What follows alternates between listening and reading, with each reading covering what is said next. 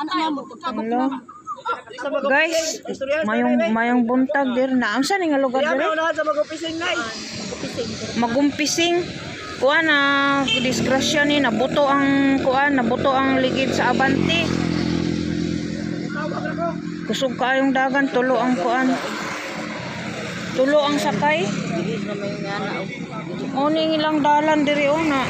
Sus kung kuan gikaloyan pas Ginoo. Kay nabangga unta sa kuan ni agi na ang multicab, banggaan unta og kaning multicab. Sus delikado jud di ay basta mabuto ning kuan ligid Abante. Unsa man na halos dili na katindog kanang pula og kalo mao nay driver.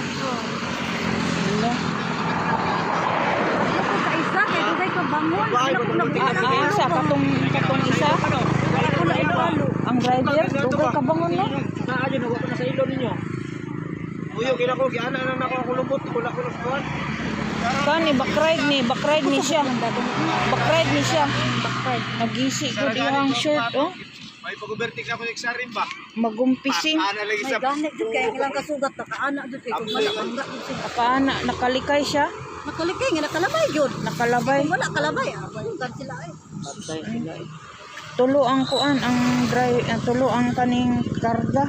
Tulo ang karga sa motor oh. Oo.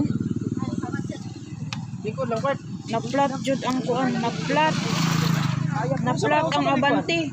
Kaluyan na lang sa Ginoo kay nakalabay ang multicab, ug wala bangga jud sila sa multicab. Dugay gani nakabangon ning kuan oh. Ang driver mao ni ang pula ang kalo. Dugay nakabangon. Ay na mo hindi ra motor. Ang isa o kay kuan ning nagisi ang short. Sus update lang tabangan ni siya. Ay barangay tawag yung nakasis. Sunda na mo sila ay nakanaana ang motor oh. Ganito abi ko tabok sila. Naabot na mo. Wala ka nag-grad yun ni kunin mo para mo. Ay padulong sila dito. Ug wala nakalabay bangga. Kunti ka ba nila dugar nila ay nakalapos ang truck. Rescue. Kusog to yung dagan oy. Wala. Kusog lagi kay di man mo puro kang manubilag dili kusog ang dagan. Ako naka-obserba na ko ana dito lang gyapon ko gi bunal sa dahi ko ana. Parang di na mapugdan ako ba organisa. Ang overtake man ko ato. Di makaya eh. Tumbling ko eh. Basta ko yung dagan. Ano na? Iso mo ka. Nakakuan na kuan.